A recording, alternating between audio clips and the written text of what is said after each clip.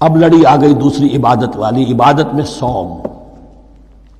جہاں تک نماز کا ذکر ہے تو وہ تو مکی صورتوں میں اس کا بے تحاشا مرتبہ ذکر موجود ہے، لیکن یہاں جو ہے معاملہ صوم، اس سے پہلے مکی دور میں صوم کا کہیں کوئی تذکرہ ہی نہیں، نہ عربوں میں اس کا رواج تھا۔ یہ لفظ بھی عربی زبان میں تھا گھوڑوں کے لیے، گھوڑے روزہ رکھتے تھے۔ رکھتے کیا تھے بیچارے؟ انہیں رکھوایا جاتا تھا، کیونکہ عربوں کا جو معاملہ تھا وہ لوٹ مار، غارت گری، اور اس کے لیے انہیں چاہیے تیز رفتار سواری، جاؤ حملہ کرو، لوٹو مارو اور بھاگو۔ اونٹ جو ان کی فضا اور ان کے ماحول کے لیے مناسب تھا وہ زیادہ تیز دوڑ نہیں سکتا، اپنی اس ضرورت کے لیے گھوڑا چاہیے تھا۔ گھوڑے میں عرب کا سخت موسم برداشت کرنے کی عادت نہیں، نازک جانور ہے، وہ پیاسا تو نہیں رہ سکتا 7 دن تک جیسے کہ اونٹ رہ سکتا ہے، بھوکا نہیں رہ سکتا، وہ لو کے تھپیڑے نہیں برداشت کر سکتا، لہذا عرب اس کو رکھواتے تھے روزہ۔ کھانا پینا بند کیا اور اس کے جو ہے منہ کر کے کھڑے ہو گئے جب گرم تیز ہوا چل رہی ہے، خود تو اپنے آپ کو لپیٹ لیا اپنے گھتنے میں، گھترا کہلاتا ہے وہ جو بھی کپڑا اوپر ہوتا ہے، اور وہ اس گھوڑے کو جو ہے وہ ساری آگ اس پر برس رہی ہے تاکہ اس میں عادت پیدا ہو جائے جھیلنے کی، برداشت کرنے کی۔ تو جنگ کے موقع پر کہیں یہ دغا نہ دے جائے، اگر یہ ہمت ہار گیا تو اس کا تو کیا کیا جائے گا، تو اصل میں سوار ہے جو مارا گیا۔ یہ روزہ ان کے ہاتھ تھا، لیکن جب حضور آئے مدینے میں تو یہاں یہود میں روزے کا رواج تھا۔ وہ ایک تو عاشورہ کا روزہ رکھتے تھے، اس لیے کہ وہ تاریخ تھی جس میں کہ نجات ملی تھی بنی اسرائیل کو فرعونیوں سے۔ پہلے یہ کہ ہر مہینے میں 3 روزے، اب اگر 30 کے 30 روزے ایک ہی مہینے میں فرض کر دیے گئے ہوتے اور وہ ہوتے جون جولائی کے تو جان نکل جاتی۔ بہترین تدبیر یہ کی گئی ہر مہینے میں، اور یہ موسم سارے آ رہے ہیں اس میں۔ پھر کچھ عرصے کے بعد یہ رمضان کا روزہ فرض کیا گیا۔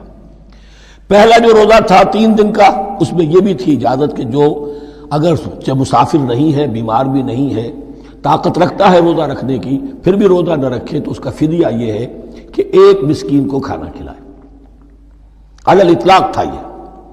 جب رمضان کے روزے کی فرضیت ہو گئی تو اب یہ فدیہ نہیں ہے، البتہ حضور نے اس کو باقی رکھا ایسے شخص کے لیے جو بہت بوڑھا ہے، یا کوئی خاتون بہت بوڑھی ہے برداشت نہیں کر سکتی، یا کوئی بیمار ہے، کسی سخت ایسی بیماری میں ہے کہ روزہ اس کے لیے جان کے لیے ہلاکت کا اندیشہ ہو سکتا ہے، اس کے لیے فدیہ برقرار رکھا۔ عام طور پر صحت مند شخص جو مسافر بھی نہ ہو اس کے لیے یہ رعایت ختم ہو گئی۔ یہ ہے ان آیات کی تعبیر جس پر میں پہنچا ہوں، اور بہت پہلے پہنچ گیا تھا، لیکن چونکہ اکثر مفسرین نے یہ بات نہیں لکھی ہے تو میں جھجکتا رہا، لیکن بعد میں مجھے معلوم ہوا کہ مولانا انور شاہ کاشمیری رحمۃ اللہ علیہ کی رائے یہی ہے، تو مجھے اعتماد ہو گیا۔ اور پھر مجھے اس کا ذکر جو ہے یہ تفسیر کبیر میں امام راضی کے ہاں بھی مل گیا کہ متقدمین کے ہاں یہ رائے موجود تھی کہ پہلی 2 آیتیں جو ہیں اس روزے سے متعلق، یہ رمضان کے روزے سے متعلق نہیں ہیں، بلکہ وہ 3 ہر مہینے کی 13، 14 اور 15 ایام 20 کے روزے حضور نے بعد بھی رکھے ہیں نفلاً، لیکن شروع میں یہ 3 روزے رکھنے کا حکم دیا گیا تھا۔ پہلی 2 آیتیں اس 6 آیتوں پر مشتمل رکوع، اور یہ ایک عجیب مقام ہے۔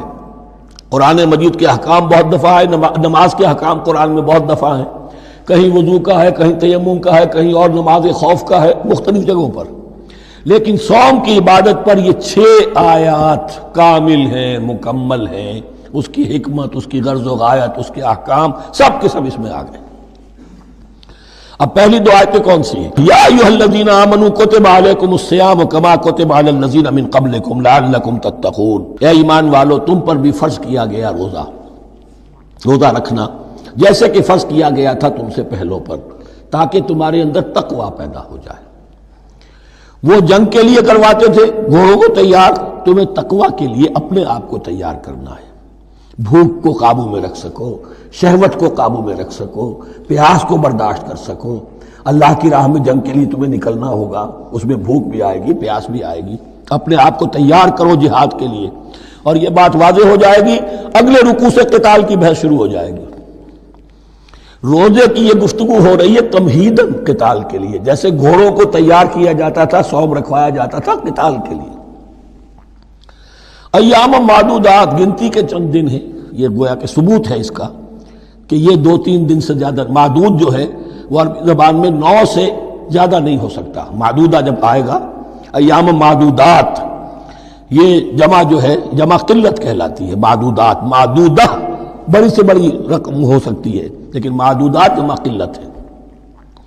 گنتی کے چند روز ہیں. فمن کان منکم مریضا، ان میں بھی یہ رعایت ہے کہ جو تم میں سے بیمار ہو، او علی سفر، یا سفر پر ہو، فعدۃ من ایام اخر، تو وہ تعداد پوری کر لے دوسرے دنوں میں.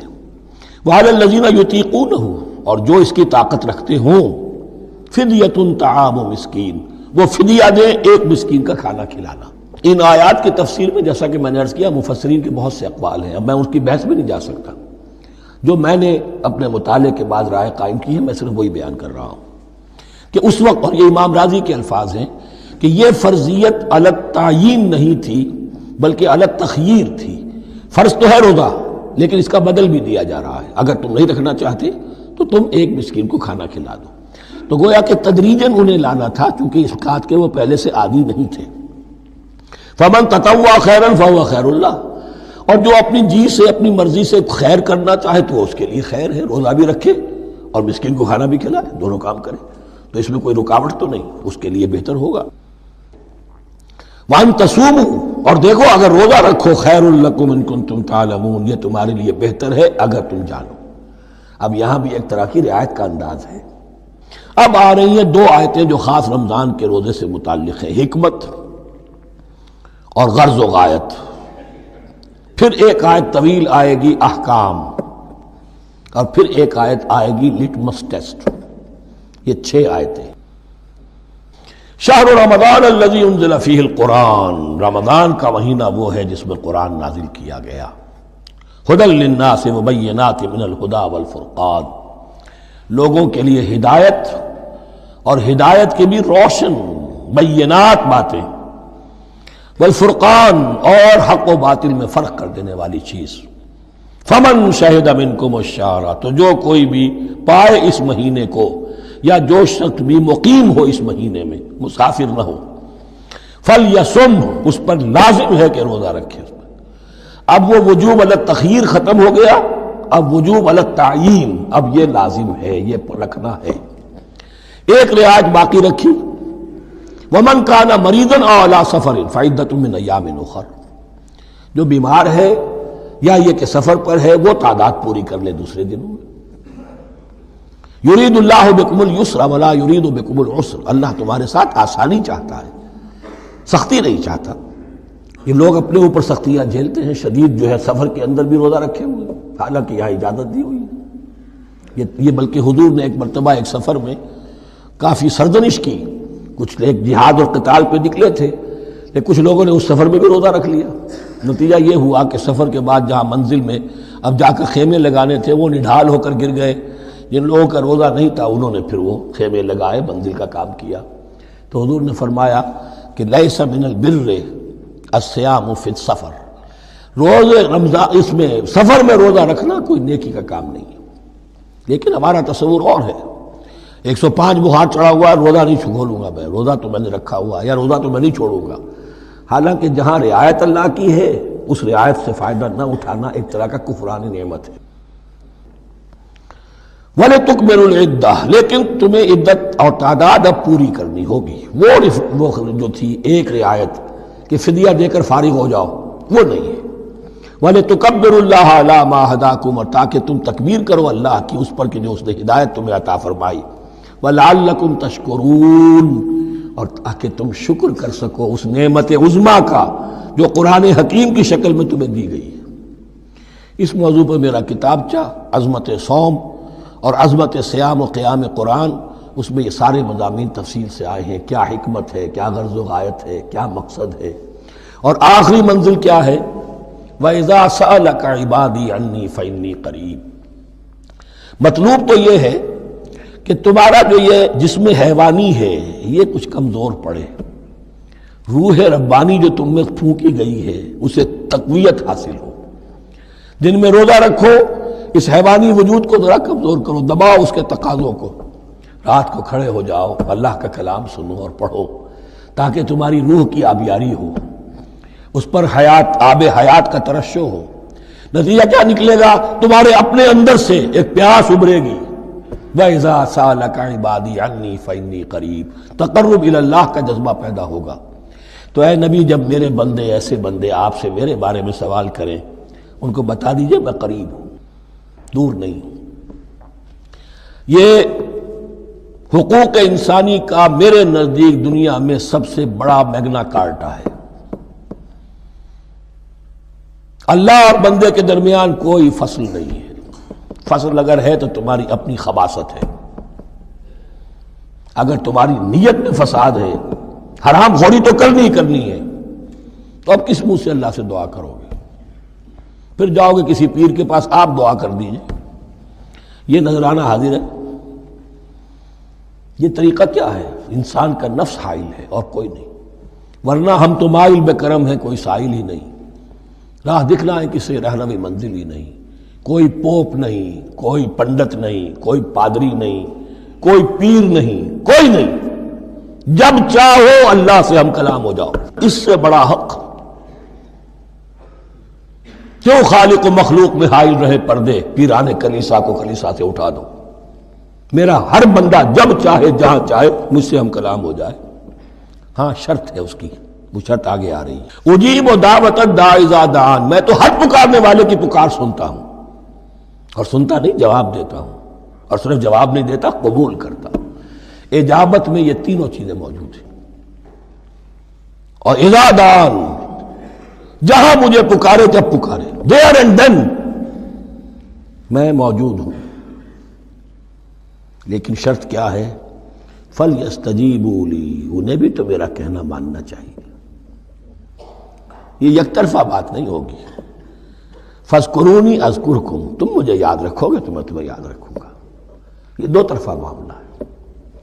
تم شکر کرو گے میں تمہاری قدردانی کروں گا، تم میری طرف چل کر آؤ گے میں بھاگ کر آؤں گا، تم بارش برآؤ گے میں ہاتھ بڑھاؤں گا، لیکن تم رخ موڑ لو گے ہم بھی رخ موڑ لیں گے۔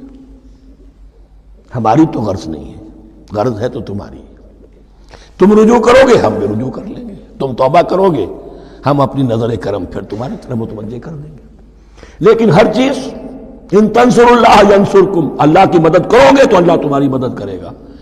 تمہاری دوستیاں ہو، پینگے بڑھا رہے ہو اللہ کے دشمنوں کے ساتھ، ساز باز ہو اللہ کے دشمنوں کے ساتھ، اور کھڑے ہو جاؤ قنوت نازلہ میں اللہ سے مدد مانگنے کے لیے، تم سے بڑا بے وقوف کون ہوگا؟ پہلے اللہ کی طرف رخ تو کرو، اللہ سے اپنا معاملہ درست کرو۔ ہاں اس میں کوئی یہ شرط نہیں ہے کہ پہلے ولی کامل اس وقت توبہ کرو خلوص نیت سے اور سارے پردے ہٹ جائیں گے، لیکن خلوص نیت کے ساتھ توبہ۔ وَإِذَا سَأَلَكَ عِبَادِي عَنِّي فَإِنِّي قَرِيبٌ أُجِيبُ دَعْوَةَ الدَّاعِ إِذَا دَعَانِ فَلْيَسْتَجِيبُوا لِي وَلْيُؤْمِنُوا بِي لَعَلَّهُمْ يَرْشُدُونَ أُحِلَّ لَكُمْ لَيْلَةَ الصِّيَامِ إِذْ تَفَضُّوا إِلَىٰ نِسَائِكُمْ۔ اب یہ ہے احکام کی آیت، بڑی طویل ہے، کیونکہ یہود کے ہاں شریعت میں روزہ جو ہے شروع ہو جاتا تھا شام کو ہی، اور رات بھی روزے میں شامل تھی، تو تعلق زن و شو بھی نہیں ہو سکتا، اور کوئی سحری وحری کا تصور نہیں تھا، جیسے ہی سوئے رات شروع روزہ شروع، اب اگلے دن تک غروب آفتاب تک روزہ رہے گا۔ ہمارے ہاں روزے میں نرمی کی گئی ہے، ایک تو یہ کہ رات کو اس سے خارج کر دیا، روزہ دن کا ہے، اور رات کے وقت تعلق زن و شو بھی ہے، کھانا پینا بھی ہے، جو پابندیاں روزے کی ہیں وہ سب اٹھ گئی۔ لیکن ہو یہ رہا تھا کہ لوگ سمجھ رہے تھے کہ شاید وہی جو احکام ہیں یہود کے ہاں شاید وہی ہمارے ہاں بھی ہیں، اس لیے وہ ایسا بھی ہوتا تھا اپنے جذبات میں بیویوں سے مقاربت کرتے تھے، لیکن دل میں سمجھتے تھے کہ ہم نے غلط کام کیا ہے۔ یہاں اب ان کو اطمینان دلایا جا رہا کہ نہیں، احل لکم لیلۃ الصیام الرفث الی نسائکم، حلال کر دیا گیا ہے تمہارے لیے روزے کی راتوں میں اپنی بیویوں کے پاس جانا۔ ہن لباس لکم وانتم لباس لہن، وہ پوشاک ہے تمہارے لیے، تم پوشاک ہو ان کے لیے۔ بڑا بلیغ کنایا ہے یہ، جیسے لباس میں اور جسم میں کوئی پردہ نہیں ہے، لباس ہی تو پردہ ہے نا، لباس میں اور جسم میں تو کوئی پردہ نہیں، ایسے ہی بیوی میں اور شوہر میں کوئی پردہ نہیں۔ ہن لباس لکم وانتم لباس لہن۔ ویسے بھی انسان کے اخلاق کی حفاظت کرنے والی، مرد کے اخلاق کی حفاظت کرنے والی بیوی ہے، بیوی کے اخلاق کی حفاظت کرنے والا مرد ہے۔ وہ مجھے اقبال کا شعر یاد آ رہا تھا، تعلیم نئی ہو کہ پرانی، نسوانیت زن کا نگہباں ہے فقط مرد، نہ پردہ نہ تعلیم نئی ہو کہ پرانی، نسوانیت زن کا نگہباں ہے فقط مرد۔ بہرحال ایک دونوں کے لیے وہ ایک ضرورت بھی ہے، ان کی پردہ پوشی بھی کرتے ہیں ایک دوسرے کی، اور اس طریقے سے لباس کی جو ہے اس میں کنایا کیا گیا۔ علم اللہ انکم کنتم تختانون انفسکم، اللہ کے علم میں ہے کہ تم اپنے آپ کے ساتھ خیانت کر رہے تھے، ایک کام کر رہے تھے جو گناہ نہیں ہے لیکن تم سمجھتے تھے گناہ ہے، تو اپنے آپ سے خیانت ہو گئی کہ نہیں؟ اصلاً وہ گناہ نہیں تھا لیکن تمہارے علم میں نہیں تھا، لیکن تم یہ سمجھتے ہوئے بھی کہ یہ ممنوع ہے اس کا ارتکاب کر رہے تھے۔ علم اللہ انکم کنتم تختانون انفسکم فتاب علیکم، تو اللہ نے تم پر نظر رحمت فرمائی، وعفا عنکم، اور بخش دیا، معاف کر دیا، جو بھی خطائیں ہو گئی ہیں وہ سب کے سب معاف سمجھو۔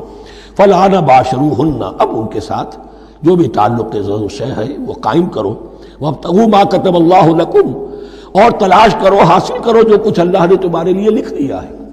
کیا لکھ دیا ہے؟ ایک تو اولاد تعلق زن و شو میں، اور ایک سکون ہے کہ جو اللہ تعالیٰ نے اس میں رکھا ہے، لِتَسْكُنُوا إِلَيْهَا، قرآن مجید میں یہ الفاظ آئے، ایک تسکین ہے، سکون ہے، اعصاب کا تناؤ جو ہے وہ اس کے بعد جو ہے اس کے اندر ایک سکون کی کیفیت پیدا ہو جاتی ہے۔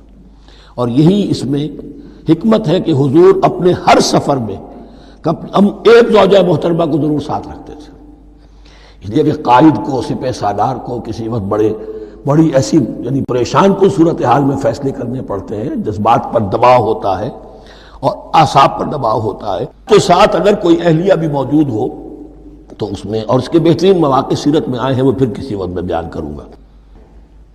وابتغوا ما كتب الله لكم وكلوا واشربوا حتى يتبين لكم الخيط الابيض من الخيط الاسود من الفجر، اور کھاؤ اور پیو یہاں تک کہ واضح ہو جائے تمہارے لیے سفید دھاری فجر کی سیاہ دھاری سے، یعنی یہ پاؤں پھٹنے کے لیے استعارہ ہے کہ جب سفیدہ نمایاں ہوتا ہے ایک لکیر کی طرح، پاؤں پھٹ گئی، اس وقت تک کھانے پینے کی چھوٹ ہے، سحری جو ہے آپ کر سکتے ہیں، بلکہ کلو واشربو، کھاؤ اور پیو، اور اس کی حدیث میں تاکید آئی ہے، اور یہ بھی فرمایا ہمارے اور یہود کے روزے کے مابین سحری جو ہے وہ فرق ہے، تسحروا فإن فی السحور برکہ، سحری ضرور کیا کرو اس لیے کہ سحری میں برکت ہے۔ ثم اتموا الصیام الی اللیل، پھر رات تک روزے کو پورا کرو۔ اب رات تک میں اکثر فقہا کے نزدیک غروب آفتاب مراد ہے، اہل تشیع اس سے ذرا آگے جاتے ہیں کہ رات کا لفظ آیا ہے تو ذرا اور غروب آفتاب پر چند منٹ گزر جائے، لیکن ہمارے اہل سنت کے ہاں غروب آفتاب جو ہے وہی گویا کہ یہ اس کی غایت ہے۔ وَلَا تُبَاشِرُوهُنَّ وَأَنْتُمْ عَاكِفُونَ فِي الْمَسَاجِدِ، لیکن یہ رعایت جو تمہیں دی جا رہی ہے اس میں ایک استثناء ہے، جب تم معتکف ہو مسجدوں میں تو پھر اپنی بیویوں سے کوئی تعلق قائم نہ کرو۔ وَلَا تُبَاشِرُوهُنَّ، مت ان سے مباشرت کرو، وَأَنْتُمْ عَاكِفُونَ فِي الْمَسَاجِدِ، جبکہ تم مسجدوں میں اعتکاف میں ہو، آخری عشرے میں جو اعتکاف ہوتا ہے۔ تِلْكَ حُدُودُ اللَّهِ فَلَا تَقْرَبُوهَا، یہ اللہ کی حدود ہے، ان کے قریب مت جاؤ۔ بعض جگہ پر آتا ہے فَلَا تَعْتَدُوهَا، ان حدود کو عبور نہ کرو، ان سے تجاوز نہ کرو۔ تو حرام تو یہی شے ہوگی کہ حدود سے تجاوز کیا جائے، لیکن احتیاط اس میں ہے to keep at a safe distance, ذرا دور رہو، آخری حد تک چلے جاؤ گے تو اندیشہ ہے کہ کہیں اس حد کو کراس نہ کر جاؤ۔ فلا تقربوها، اللہ کے حدود سے ذرا ایک سیف ڈسٹینس کے اوپر رہنا ضروری ہے۔ کذالک یبین اللہ آیاتہ للناس، اسی طرح اللہ تعالیٰ واضح کرتا ہے اپنی نشانیاں لوگوں کے لیے، لعلہم یتقون، تاکہ وہ تقوی کی روش اختیار کر سکے، بچ سکے۔ اب وہ لٹمس ٹیسٹ والی آیت آ گئی، تقوی کا ٹیسٹ کیا ہے؟ روزہ اس لیے فرض کیا کہ تقوی پیدا ہو جائے، یہ سارے احکام تمہیں دیے جا رہے ہیں تاکہ تمہیں تقوی پیدا ہو جائے۔ ٹیسٹ کیا ہے؟ تقوی کا لٹمس ٹیسٹ عقل حلال،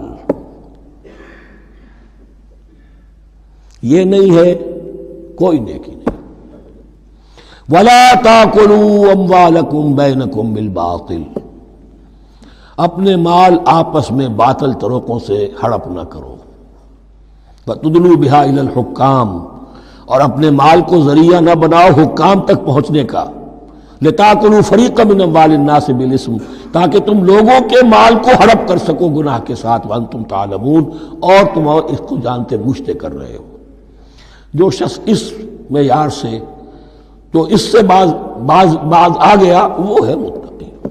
یہ لسٹ پر ٹیسٹ ہے، ورنہ نمازوں کی تعداد، روزوں کی تعداد اور حرام کھانا تو تقویٰ نہیں۔ یہ میں حیران ہوتا ہوں کہ اب اس پر کبھی غور نہیں کیا ہے لوگوں نے کہ یہ آیت کہاں سے آ گئی درمیان میں۔ روزے کے احکام اور اس کے بعد قتال کے احکام بھی شروع ہوں گے، حج کے احکام شروع ہوں گے، یہ بیچ میں آیت۔ واقعہ یہ ہے کہ جیسے روزے کی حکمت کا نقطہ عروج کیا ہے، وَإِذَا سَأَلَكَ عِبَادِي عَنِّي فَإِنِّي قَرِيبٌ، روح انسانی میں ایک طلب پیدا ہو جائے تقرب اللہ کی۔ اسی طرح احکام صوم میں جو کلائمیکس ہے وہ یہ ہے